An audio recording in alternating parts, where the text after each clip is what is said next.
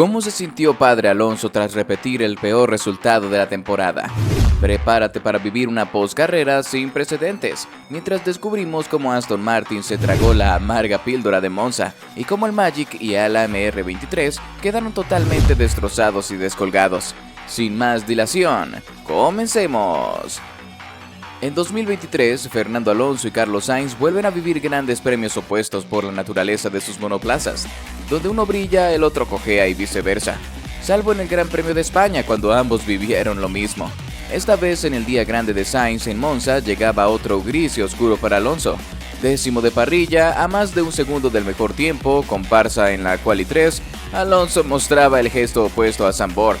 Por delante para la carrera pico y pala, quería tachar cuanto antes del calendario esta pista incómoda y a otra cosa.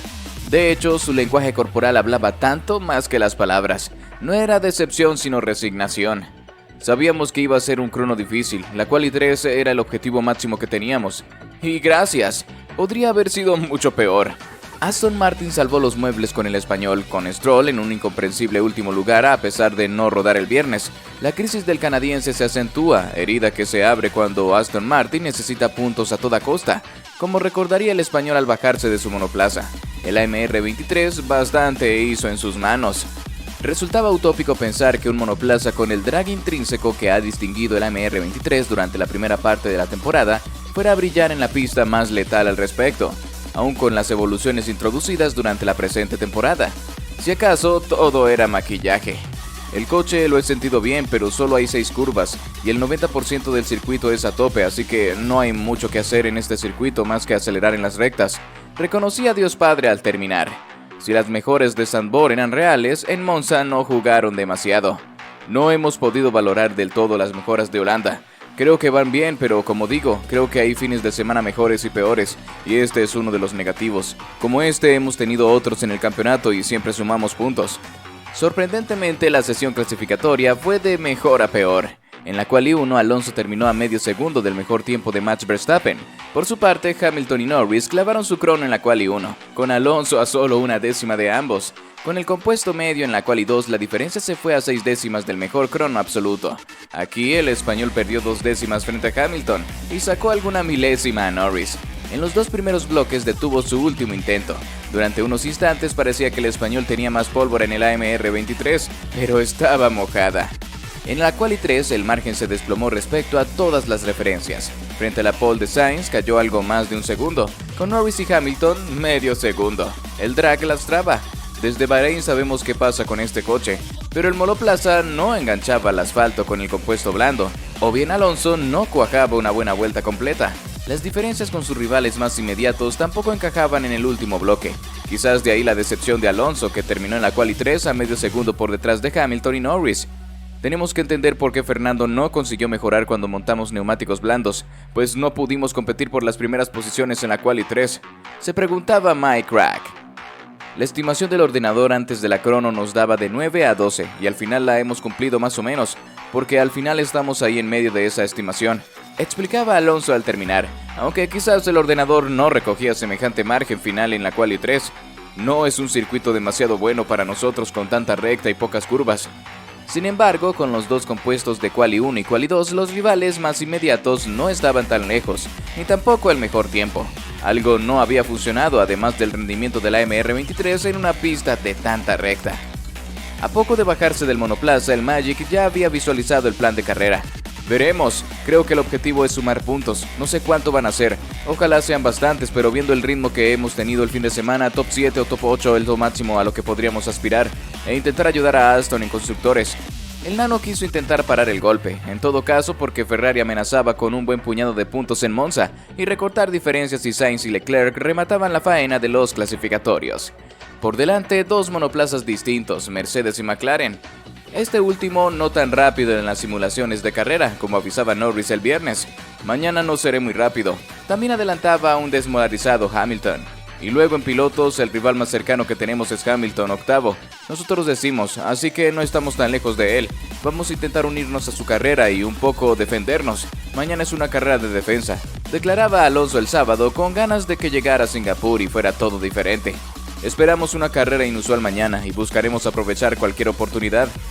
Sin duda, la sonrisa eufórica y la plenitud de Zandvoort pasamos al gesto desencajado, fruto del cansancio y la decepción de Monza. Todo ello solo una semana más tarde. El domingo, Fernando Alonso y Aston Martin sufrieron una contundente derrota con un desválido AMR23, una lancha planeadora en Monza. Para empezar, Alonso solo salió a competir contra Lewis Hamilton desde el inicio del Gran Premio de Italia, su único objetivo real. Concretamente, una entelequia como se comprobó después con una AMR23 que parecía rodar con una pista de ceniza. Dos de los grandes campeones de la parrilla enfrentados en una jornada extraña. De seguro asumida con resignación para quienes han alcanzado las más altas cimas. De nuevo el rival de los viejos tiempos, pero en un contexto muy diferente. Con su gesto demacrado al terminar, el español lo resumió.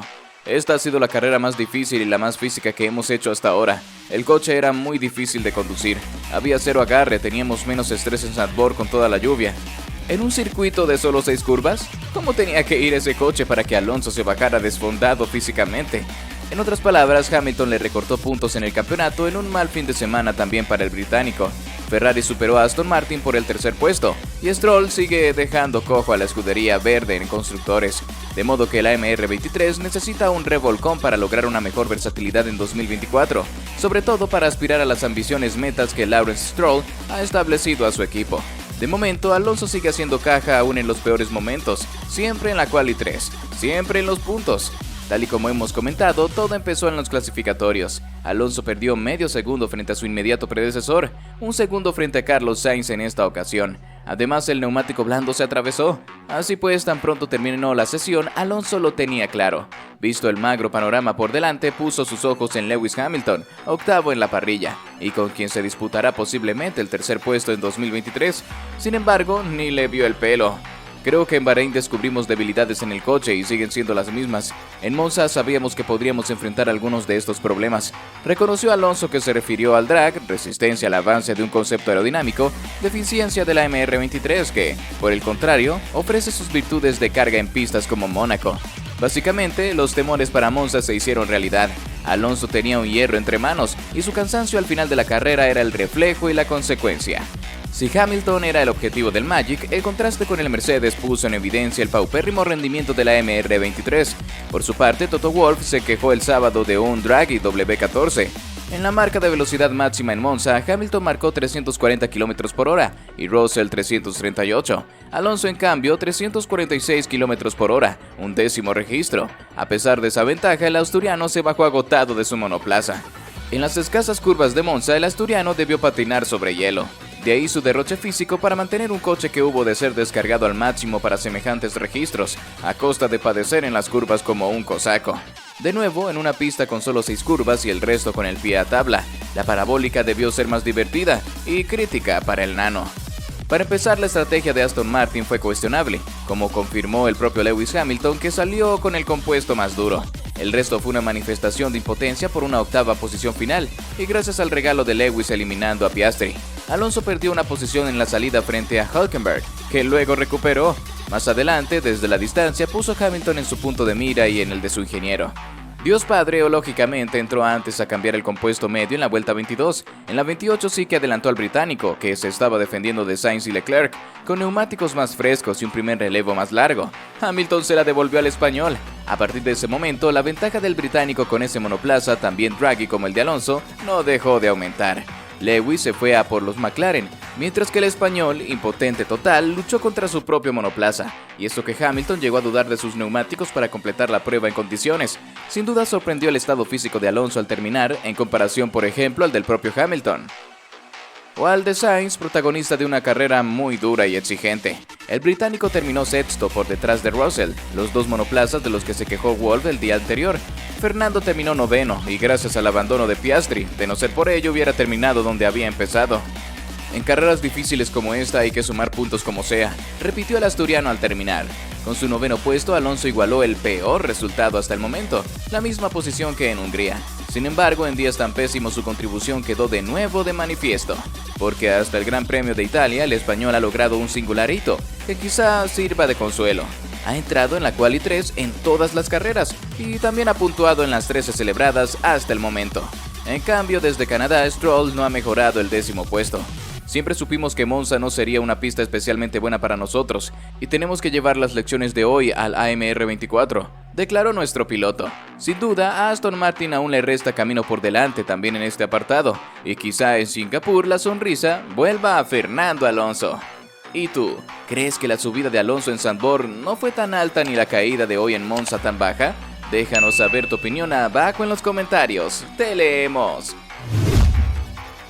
¿Pero acaso no has visto esta noticia? Yo no me la perdería, ¿eh?